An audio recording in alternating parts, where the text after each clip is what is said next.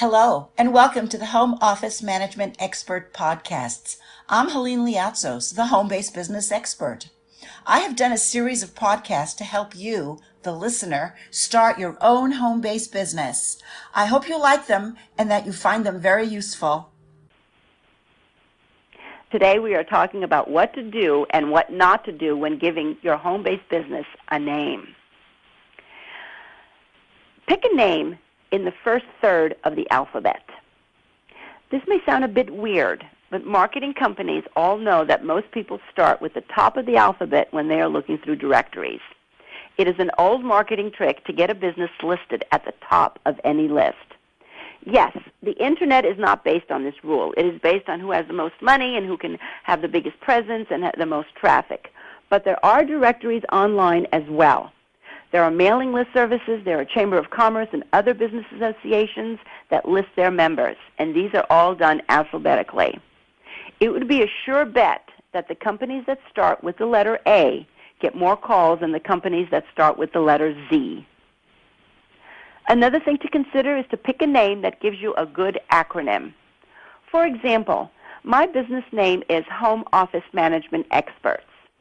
The acronym is HOME,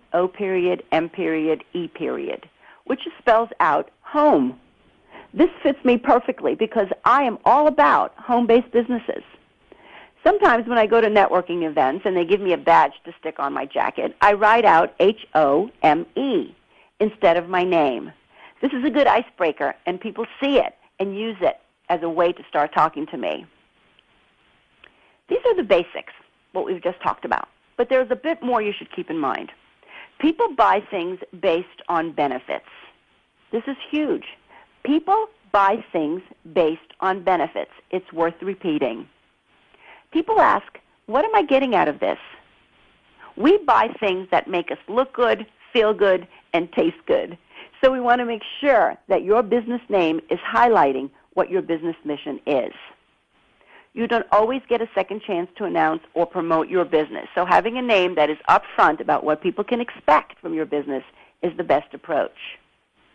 Names such as Accurate Bookkeeping or Clean Water Plumbing are good examples because they tell people exactly what the benefit would be. Here's how I work with my clients when they are trying to figure out what name they should use and don't know how to get started.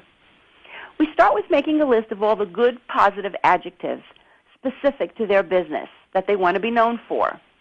We then use a thesaurus to find words that mean the same thing or close enough. Thesauruses are on everyone's computer, or you could use the book version.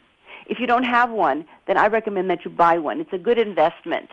The usage of words is an important part of your advertising, so having one in hand would be great for all your marketing and advertising needs.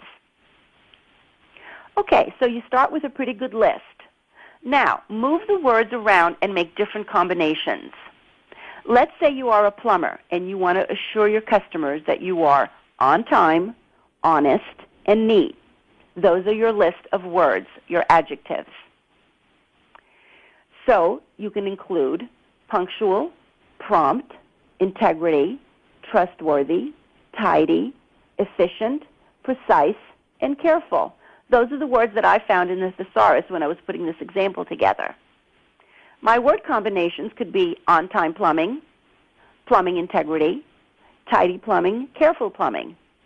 Keep narrowing down the selection until you get to the one that really explains what you are all about. Another thing that I personally like to use is alliteration, which is using words that repeat the same sound.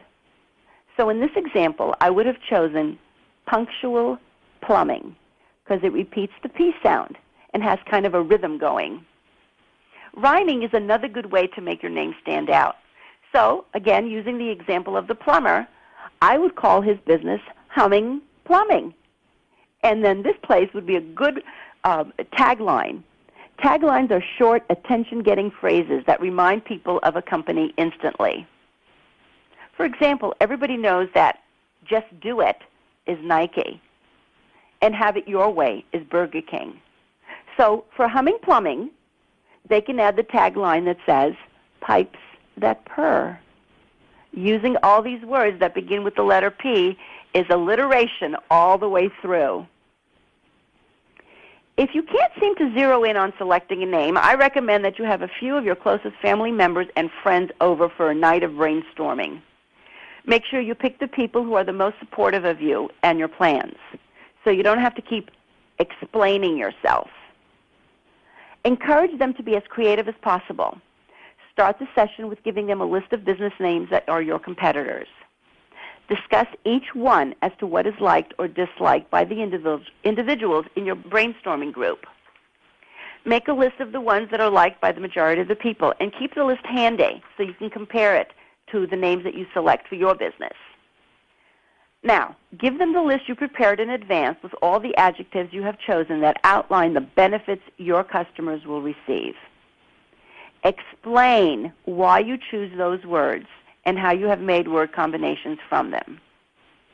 Include any taglines that you have as well.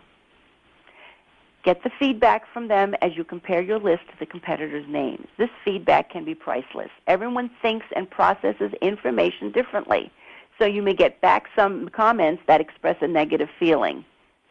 Be open to this and don't take it personally. This is all just a test. You want to diminish the odds of creating a name that will not identify your business in the best light. Once you have at least 3 possible choices, call it a night. Sleep on those choices for a few nights, and then start asking potential customers, which of the 3 appeals to them? This is the final step, because the customers will let you know what is working and what is not. That's our podcast for today. If you want to get all the steps to starting your own home-based business, go to www.thehome-office.com. I offer an online course, a digital DVD, and an ebook, all on the subject of how to start and operate your own home-based business. I'm sure that one of those will be right just for you. Once again, please visit www.thehome-office.com. And remember, my motto is, love what you do, and the lifestyle will follow.